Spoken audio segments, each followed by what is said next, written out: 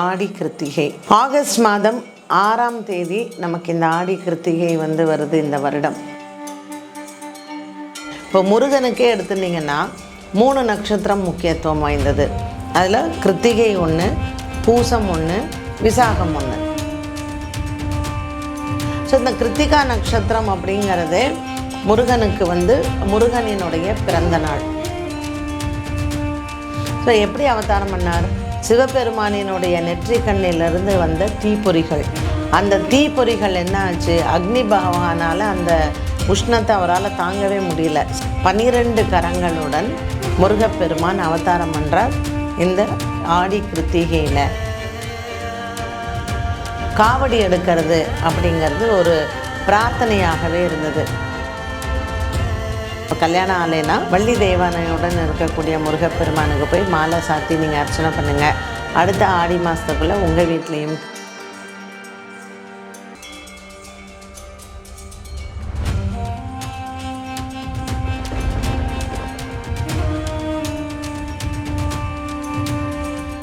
வணக்கம். ஆடி மாத சிறப்புகளில் இன்றைக்கி நம்ம பார்க்க போகிறது ஆடி கிருத்திகை. ஆகஸ்ட் மாதம் 6ஆம் தேதி நமக்கு இந்த ஆடி கிருத்திகை வருது இந்த வருடம்.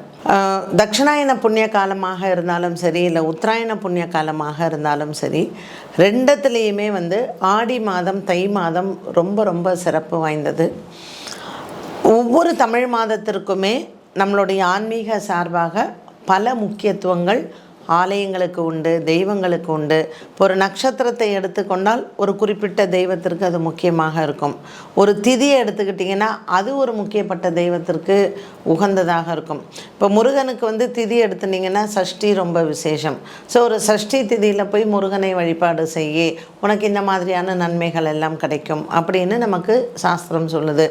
ஒரு ஏகாதசி திதியில் போய் பெருமாளை பாரு, ஒரு பிரதோஷ காலத்தில் போய் ஒரு சிவபெருமானை பாருன்னு. ஸோ இது எல்லாமே திதிகள். இதே மாதிரி தான் நட்சத்திரங்களும் இருக்குது. இப்போ நம்ம 27 நட்சத்திரங்களை பார்த்திங்கன்னா ஒரு சில நட்சத்திரங்கள் சில தெய்வங்களுக்கு ரொம்ப உகந்ததாக சொல்லப்படுகிறது. இப்போ முருகனுக்கே எடுத்துட்டிங்கன்னா 3 நட்சத்திரம் முக்கியத்துவம் வாய்ந்தது. அதில் கிருத்திகை 1, பூசம் 1, விசாகம் 1. அப்போது 3 நட்சத்திரம் எப்படி நமக்கு முருகனுக்கு முக்கியத்துவமாக வந்தது? தட்சிணாயன புண்ணிய காலமாக இருந்தாலும் சரி, உத்தராயண புண்ணிய காலமாக இருந்தாலும் சரி, ஒவ்வொரு தெய்வ வழிபாடுகளையுமே நம்ம ஒரு குறிப்பிட்ட காலத்தில் நம்ம பண்ணுறோம். இப்போ ஆடி மாதம் கிருத்திகை நட்சத்திரம் ஏன் முருகனுக்கு உகந்தது? நீங்கள் காலங்களை நிர்ணயம் பண்ணுறது சூரிய பகவான் தான். ஒரு இரவு பகலாக இருக்கட்டும், இந்த 2 அயனங்கள் தட்சிணாயனம் உத்தராயணம் இப்படி 2 அயனங்கள் வருவதாக இருக்கட்டும், சூரிய பகவான் தான் இது எல்லாத்தையும் காலத்தை நிர்ணயம் பண்ணுறார். அப்போது ஒவ்வொரு காலகட்டத்திலையும் தெய்வங்களுக்கு எந்த விதத்தில் எந்த நட்சத்திரத்தில் என்ன மாதிரி திதிகளை அவங்கள நம்ம துதித்தால் நமக்கு நன்மைகள் கிடைக்கும், இறைவனினுடைய அந்த பரிபூரணமான அனுகிரகம் நமக்கு எப்படி கிடைக்கும் அப்படிங்கிறது தான். ஸோ இந்த கிருத்திகா நட்சத்திரம் அப்படிங்கிறது முருகனுக்கு முருகனினுடைய பிறந்த நாள். அப்போ கார்த்திகேயன் அப்படின்னு சொல்லக்கூடிய அந்த முருகப்பெருமானை நம்ம இந்த கிருத்திகா நட்சத்திரத்தில் தான் முருகப்பெருமான் அவதாரம் பண்ணார். ஸோ எப்படி அவதாரம் பண்ணார்? சிவபெருமானினுடைய நெற்றி கண்ணிலிருந்து வந்த தீப்பொறிகள். அந்த தீப்பொறிகள் என்ன ஆச்சு? அக்னி பகவானால் அந்த உஷ்ணத்தை அவரால் தாங்கவே முடியல. சிவபெருமான்கிட்டருந்து வந்த அந்த நெருப்பு பிழம்பு, அந்த தீப்பொறிகள் 6 பொறிகளாக அது வருது.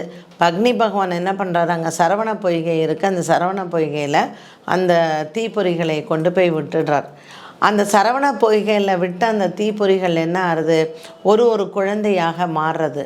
அப்போ பார்வதி தேவி என்ன பண்ணுறாங்க? அங்கே அந்த 6 குழந்தைகளையும் பார்த்துக்கிறதுக்கு கார்த்திகை பெண்களை நியமனம் பண்ணுறாங்க.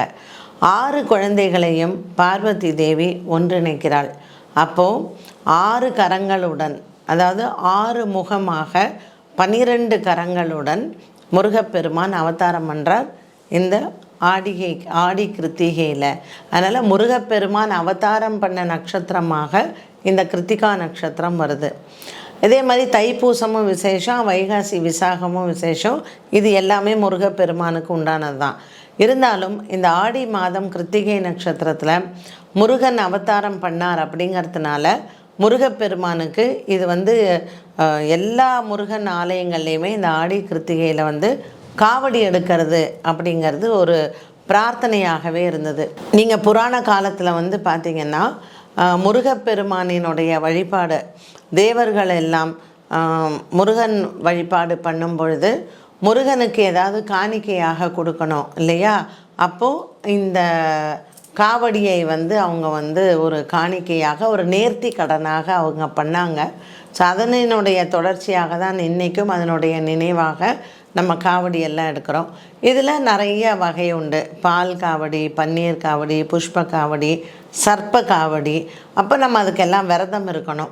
ஒரு வாரமோ 7 நாளோ 5 நாளோ 3 நாட்களோ விரதம் இருந்து ஒரு இறைவன்கிட்ட நமக்கு வந்து ஒரு சங்கல்பம் பண்ணிக்கிறோம் இல்லையா, எனக்கு இது நடக்கணும் அப்படின்னு சொல்லிட்டு. சில முருகன் கோயிலில் வந்து பார்த்திங்கன்னா அலகு குத்திக்கிறது இது எல்லாமே ஒரு பிரார்த்தனையாக இருக்கும். எல்லா நம்ம உலகத்தில் இருக்கக்கூடிய எல்லா முருகன் ஆலயத்துலேயுமே ஆடி கிருத்திகை வந்து முருகனுக்கு காவடி எடுத்து நம்ம வந்து அந்த பிரார்த்தனை நிறைவேற்றக்கூடிய ஒன்றாக ஒரு தட்சிணாயன புண்ணிய காலத்தில் எப்போ வந்து சூரியன் பாதம் மாறுறதோ தட்சிணாயன புண்ணிய காலத்தில். ஏன்னா ஜென்ரலாக வந்து பார்த்திங்கன்னா ஆடி கிருத்திகைக்கு விரதம் இருந்து முருகன் கோயிலுக்கு போய் பிரார்த்தனை பண்ணுறதும் தை மாதத்தில் வரக்கூடிய தைப்பூசத்துலேயும் தான் பொதுவாக பண்ணுவாங்க. வைகாசி விசாகம் அப்படிங்கிறது அதுவும் அந்த பௌர்ணமி திதியில் வரக்கூடிய ஒரு தைப்பூசமும் உங்களுக்கு பௌர்ணமியில் தான் வரும். அதே மாதிரி வைகாசி விசாகமும் பௌர்ணமியில் தான் வரும். ஆடி கிருத்திகை மட்டும் பௌர்ணமியில் வராது. சந்திரன் வந்து உச்சபலத்தோடு இருப்பார். ரிஷபராசியில் சந்திரன் வீட்டில் சூரிய பகவான் இருக்கிறாரு. ஸோ உச்சபலத்தோடு இருக்கக்கூடிய சந்திரன் அந்த கிருத்திகா நட்சத்திரத்தில் இருக்கும் பொழுது அந்த சூரியன் பாதையில் வந்து, ஏன்னா கிருத்திகா நட்சத்திரத்திற்கு அக்னி நட்சத்திரம் அப்படிங்கிற ஒரு பேர் உண்டு. அதனால் அந்த நட்சத்திரமே ரொம்ப உஷ்ணம் வாய்ந்த ஒரு நட்சத்திரம். ஸோ முருகப்பெருமான் அவதாரம் பண்ண இந்த ஆடி கிருத்திகை அப்படிங்கிற நட்சத்திரத்தில் நம்மளும் விரதம் இருந்து நம்மளுடைய என்ன ஒரு காரணத்துக்காக நம்ம சங்கல்பம் பண்ணி விரதம் இருக்கிறோமோ காவடி எடுக்கிறது, முருகனுக்கு நேர்த்தி கடன் எல்லாம் அன்றைய நாளில் செலுத்துறது அப்படிங்கிறதான் இந்த ஆடி கிருத்திகைக்கு ஒரு பெரிய விசேஷம். நீங்கள் ஒரு முருக பக்தராக இருந்தால் ஆடி கிருத்திகைக்கு நீங்களும் இதே போல் விரதம் இருந்து, எல்லாருமே காவடி எடுக்கணும் அப்படிங்கிற அவசியம் கிடையாது. ஆனால் நம்ம விரதம் இருந்து முருகனை வழிபாடு செய்து சஷ்டி கவசம் படித்து சுப்பிரமணிய புஜங்கம் படிக்கிறது, வேல்மாறல் படிக்கிறது, நமக்கு என்ன தெரியுமோ அதை எல்லாத்தையும் படித்து நம்ம வந்து முருகப்பெருமானை அன்றைய நாளில் வந்து நம்ம வணங்கலாம்.